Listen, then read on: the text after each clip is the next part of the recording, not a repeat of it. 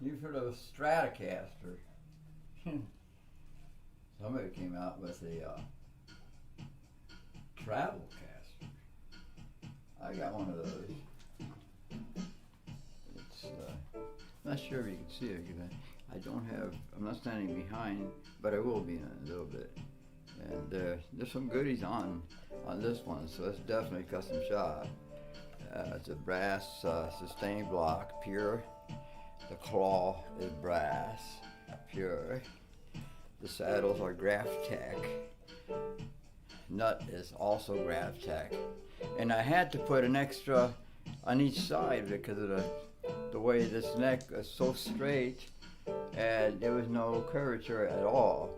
So it just slapped around, and since I picked kind of hard, aggressively, then it just would slap around sideways. Anyway, so that's why I did those things. Now I'll stand behind here. Try to get this together.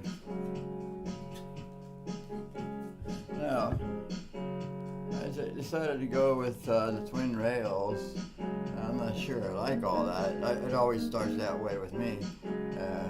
I get critical about the tone. What can you do with it? This one has excessive high end. It's my friends say that's definitely a Stratocaster type. So yeah, but I got a compressor and I can maybe chunky it up a little bit more. I also came up with some Chinese Alnico, poor thing, for Melisa. So this is behind. You can see what it looks like. It's a big ass breast block, and you can see that it's the type you insert the tremolo bar into. You don't screw it on. No, excuse me. You don't screw it on like Wilkinson's and Fenders and all that good stuff. You know how that is. And you can see the jack is in the back.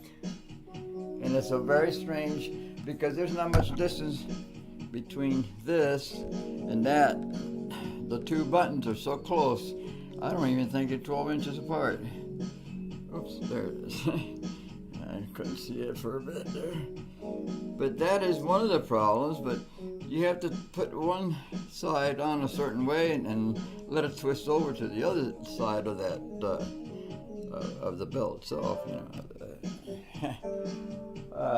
As far as the headstock, I did not like. Very critical here, excuse me. You got these angles and sharp things, right?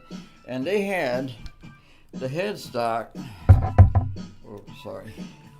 The headstock was totally like a knob, like a bedpost. I said, nah. So that had to be straightened out for me to like Alison.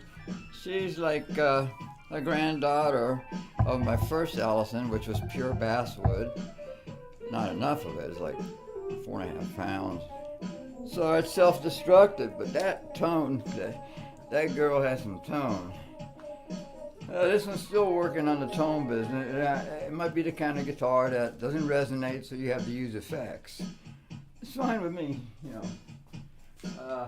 If that's what she wants. Oh, I didn't mention it.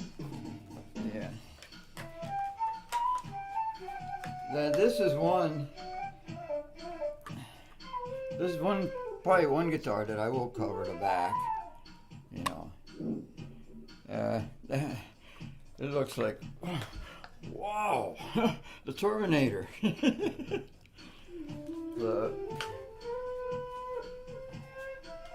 All right, Alison, I tried. Now, Melisa got those Chinese Alnico pickups because they're cheap. I think $34 for the two of them. And I got them in zebra. She likes zebra. However, the first ones that I had were real sweet. This one, I tried it through a Classic 30, and didn't quite get there, especially the rhythm pickup doesn't have the spank that my other two attempts at rewiring it into parallel and all kinds of stuff that I went through. However, you can see GravTech string saddles and the cream knob that she likes, of course the chrome knobs for volume control and stuff. And that's this one didn't quite pass the test. For me, you know, my ears a little dull sounding, and I was used to Melisa being real spanky on the neck.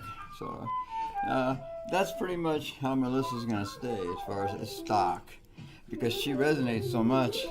What do I need a big brass block? And besides, I'm not too sure you can fit that size block in there.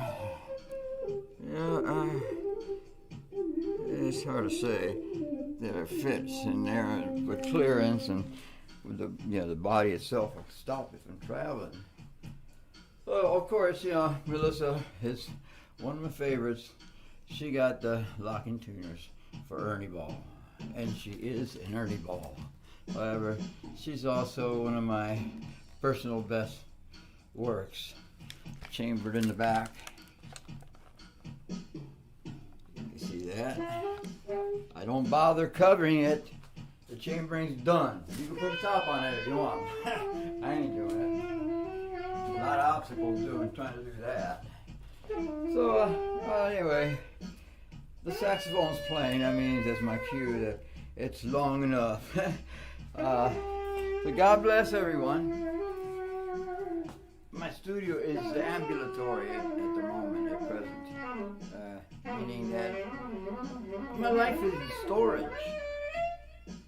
I don't know when it's going to end, but all my good big equipment with mixers and all that, and sound, effects and everything, and that, the recording side of it is in that room, divider.